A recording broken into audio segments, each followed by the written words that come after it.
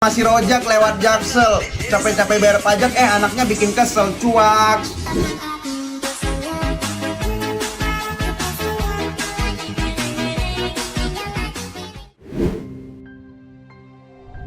Harta, tahta, dan juga uang bapak. Saya rasa ungkapan ini sangat cocok dengan kasus yang baru-baru ini terjadi, yaitu kasus Mario Dandi. Kasus ini berkaitan dengan istilah civiles. Civiles merupakan istilah bahasa Inggris yang apabila diterjemahkan mengandung arti beradab. Sedangkan beradab sendiri secara keseluruhan yaitu segala bentuk sikap, perilaku atau tata cara hidup yang mencerminkan nilai sopan santun, kehalusan, kebaikan, budi pekerti, dan juga akhlak. Orang yang beradab adalah orang yang selalu menjalani hidupnya dengan aturan dan tata cara. Adanya kontribusi dari masyarakat kepada suatu komunitas, kota, ataupun negara dalam bentuk yang paling primitif bernama persembahan, upeti atau pajak, baik dengan cara sukarela ataupun dipaksa.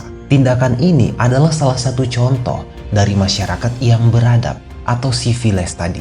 Dalam Islam, civiles juga dikenal sebagai jizya atau pajak perlindungan bagi kaum zimmi yang tidak wajib ikut perang. Ada juga konsep zakat yang sebetulnya harus disyukuri karena cuma 2,5% saja. Soalnya kalau Kristen kenanya itu perpuluhan alias 10%. Oke, di sini saya tidak akan mempermasalahkan terkait pembayaran pajak karena tujuan dari pembayaran pajak juga untuk kemakmuran bersama. Tapi sayangnya, di tahun 2023 ini diawali dengan kasus yang begitu mencengangkan, yaitu kasus Mario Dandi.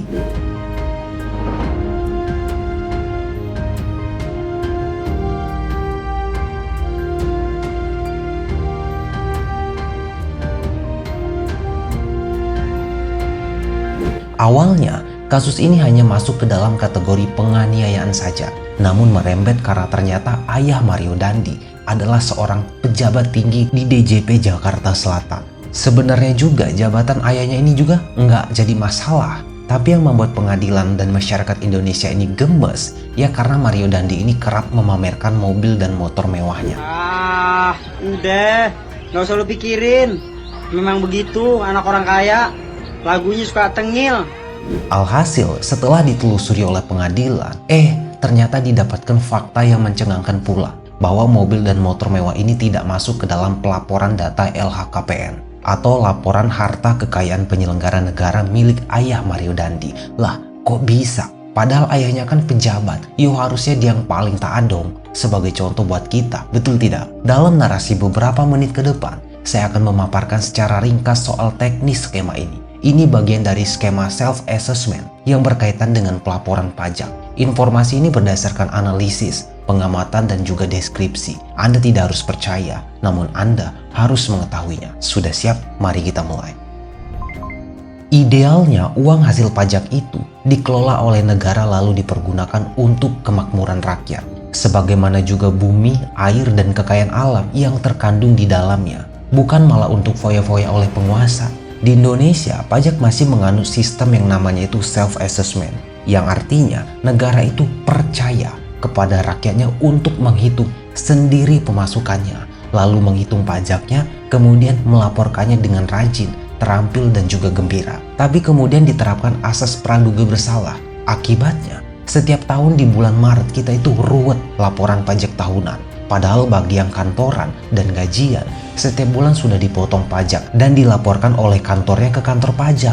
Sampai di sini saja kita sudah bisa menarik kesimpulan bahwa negara itu sebetulnya nggak tahu persis apakah warganya menerima penghasilan lain atau tidak. Makanya pura-pura menerapkan istilah self-assessment. Hal ini adalah salah satu dampak yang disebabkan oleh masifnya penggunaan transaksi tunai dibandingkan dengan transaksi digital dalam hal penerimaan gaji, penghasilan, dan juga pengeluaran belanja. Kita ambil satu contoh saja, misalkan negara Norwegia. Di sana, orang tidak perlu laporan pajak. Yang perlu mereka lakukan hanya masuk ke akun pajak mereka yang sudah terintegrasi dengan sistem kependudukan dan juga perbankan. Di awal tahun, mereka cukup memperkirakan berapa penghasilan mereka dalam satu tahun dan siapa pemberi kerjanya. Lalu negara akan memungut pajak setiap bulan. Bisa kelebihan dan juga bisa kekurangan. Wong namanya juga perkiraan. Semua gajian wajib melakukan sistem elektronik. Tidak boleh tunai. Bagi perusahaan yang nekat menggaji secara tunai akan dihukum. Nah, di akhir tahun nanti, negara akan melakukan asesmen secara digital, total penghasilan dan spending atau pembelanjaan elektronik jika wajar. Secara otomatis negara akan menetapkan total pajak tahunan, sambil memberitahukan bahwa seseorang membayar terlalu banyak ataupun terlalu sedikit. Jika kurang, maka tersedia link untuk membayar kekurangannya. Cukup pakai pembayaran digital semacam GoPay atau OVO, atau via bank semacam Lipin dari Bank Mandiri. Jika kelebihan, maka sisa kelebihannya akan ditransfer otomatis kembali ke rekening bank warga negara tersebut. Jika seseorang tidak setuju dengan penetapan pajak seperti itu, maka dia bisa klik tombol tidak setuju. Maka kasusnya akan diakses lebih lanjut secara manual oleh petugas pajak. Sangat sempurna bukan? Tulis di kolom komentar ya. Dengan menerapkan sistem seperti ini, maka campur tangan manusia dalam pengelolaan pajak sangat minim, sehingga celah untuk menggayuskan masyarakat dan memasyarakatkan gayus nyaris tidak tersedia. Pasti Anda sudah pada ngerti kan modus operandi gayus? Gayus Tambunan loh, yang dulu itu mantan pegawai pajak golongan 3A yang pernah menjadi tersangka maklar kasus pajak yang ngakunya nerima suap 370 juta dari wajib pajak, sementara di rekeningnya ada dana 25 miliar yang diakuinya sebagai hasil bisnis dengan pengusaha Andi Kosasi. Udah lupa? Oke, saya jelaskan sedikit ya. Tahun 2010 sampai dengan 2011 lalu terjadi sebuah kasus suap pegawai pajak paling fenomenal yang pernah dilakukan oleh Gayus Tambunan, yang membuatnya menjadi sosok yang melejit melebihi artis papan atas di masanya. Gayus Tambunan dihukum atas kasus yang dilakukannya berlapis-lapis, dari memanipulasi pajak, menyuap hakim, menyuap petugas LP, hingga membuat paspor palsu. Jadi, Gayus Tambunan ini bertindak sebagai konsultan bayangan bagi korporat besar yang pajaknya itu sampai ratusan miliar. Skemanya begini, anggap saja ada perusahaan yang pajaknya ditetapkan sebesar 400 miliar. Misalkan itu adalah perusahaan A. Tetapi dengan menggunakan jasa profesional dari Bapak Gayus, perusahaan A cukup setor secara legal 100 miliar saja dengan fee konsultasi 50 miliar. Jadi totalnya cukup bayar 100 miliar saja. Dengan begitu, perusahaan A sudah menghemat sebesar 250 miliar dari tagihan awalnya yang mencapai 400 miliar. Dan setelah semua celah, surat permohonan, keringanan, dokumentasi dan lain-lain disetujui secara legal, perusahaan itu cukup membayar 100 miliar kepada negara dan 50 miliar kepada konsultan. Jadi saya tidak kaget lagi dengan kasusnya Ferdy Sambo yang disinyalir memiliki jaringan relasi besar. Karena di tahun sebelumnya juga sudah ada kasus Gayus Tambunan yang jaringan relasinya sama besarnya, bahkan melembaga. Kenapa begitu? Karena Gayus ini bisa mengajukan proposal untuk membuat efisiensi dan juga keringanan pajak. Logikanya begini ya, bagaimana mungkin proposal itu bisa disetujui apabila tidak ada upetinya? Disclaimer ya, saya tidak menyatakan bahwa Gayus Tambunan ini bekerja secara tim ataupun sendirian loh, tapi pikir saja sendiri deh. Oke, lanjut ke kasusnya ayah Mario Dandi tadi.